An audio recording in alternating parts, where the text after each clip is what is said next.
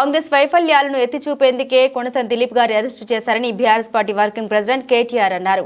విచారణకు రమ్మని పిలిచి అక్రమంగా అరెస్టు చేస్తారా? ఎన్నాళ్ళు ఈ అక్రమ అరెస్టులతో ప్రజాస్వామ్యాన్ని కూని చేస్తావు రేవంత్ రెడ్డి అని ప్రశ్నించారు. కోర్టు ఆదేశాలకు అనుగుణంగా సీసీఎస్కు విచారణ కోసం వెళ్లిన దిలీప్ను చట్టవిధంగా అరెస్టు చేయడం అత్యంత దుర్మార్గమైన చర్యగా అన్నారు. రాష్ట్రంలో కాంగ్రెస్ సర్కార్ వైఫల్యాన్ని ప్రతినిత్యం ఎండగడుతున్నారనే కక్షతోనే సీఎం రేవంత్ రెడ్డి ఈ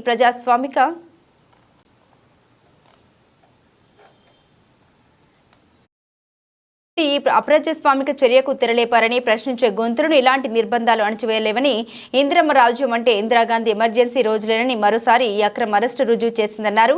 రేవంత్ పాలనలో ఈ నిర్బంధం, తప్పుడు కేసులు, అక్రమ అరెస్టులు చూస్తూ ఉంటే మళ్లీ సమైక్య రాష్ట్రం నాటి అణచివేత ఆనవాళ్లు గుర్తొస్తున్నాయన్నారు. మేము ప్రజాస్వామ్య ప్రేమికులం, ప్రజాస్వామ్యబద్ధంగానే ఎదుర్కొంటాం. నీ అక్రమ అరెస్టులకో, నీ ఉడత బెదిరింపులకో భయపడం.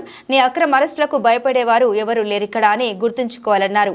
అక్రమంగా అరెస్టు చేసిన కొనతం దిలీప్ను వెంటనే విడుదల చేయాలని, లేకపోతే అటు న్యాయస్థానంలో ఇటు ప్రజాక్షేత్రంలో కాంగ్రెస్ సర్కారుకు గుణపాఠం తప్పదని హెచ్చరిస్తున్నామన్నారు. మరోపక్క ఇదే అంశంపై డాక్టర్ రాకేష్ మీడియాతో మాట్లాడుతూ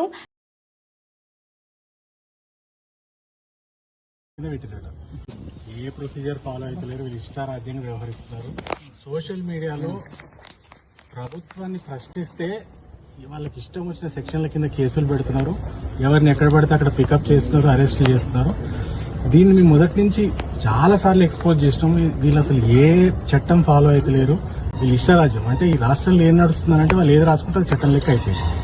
ఇప్పుడు ఎంత ఆశ్చర్యకరం అంటే హైకోర్టు ఉత్తర్వులు ఇచ్చి రావడానికి సీసీఎస్కి పోతే అక్కడ అరెస్ట్ చేయడం ఏంటండి?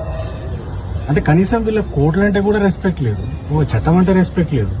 వీళ్ళు ఇష్టారాజ్యంగా నడుపుతున్నారు ఈ రాష్ట్రంలో. ఇంకోటి ఇప్పుడు కొత్తగా మాకు తెలుస్తున్న విషయం ఏంటంటే ఆర్గనైజ్డ్ క్రైమ్ అనే సెక్షన్ కింద పెట్టినట్టు. ఈ రాష్ట్రంలో ఏదైనా ఆర్గనైజ్డ్ క్రైమ్ జరుగుతుందంటే అది ఈ కాంగ్రెస్ ప్రభుత్వం నడుపుతున్నది ఆర్గనైజ్డ్ క్రైమ్. సోషల్ మీడియాలో ప్రశ్నిస్తున్న వాళ్ళని అరెస్ట్ చేయడం అనేది జరుగుతున్నదో, ఈ డజన్ల కేసులు ఏదో పెడతారో అదే అన్నిటికన్నా పెద్ద ఆర్గనైజ్డ్ క్రైమ్. అంతేగాని మేము చేస్తున్నది కాదు. మేము తెలంగాణ ఇంట్రెస్ట్ల కోసం ప్రజల తరఫున మేము ప్రశ్నిస్తున్నాం. వాళ్ళు ఇచ్చిన హామీల మీద ప్రశ్నిస్తున్నాం, వాళ్ళు ఇచ్చిన గ్యారంటీల మీద ప్రశ్నిస్తున్నాం. ప్రజల స్పందన ఏదైనా ఉంటే ఓ రైతు, మహిళను, ఆటో డ్రైవర్ ఏదైనా మాట్లాడితే దాన్ని మేము సోషల్ మీడియాలో పెడుతున్నాం. అంటే ప్రజల స్పందనను కూడా తెలపడం నేరం ఎట్లయిందో నాకైతే అర్థమవుతలేదు.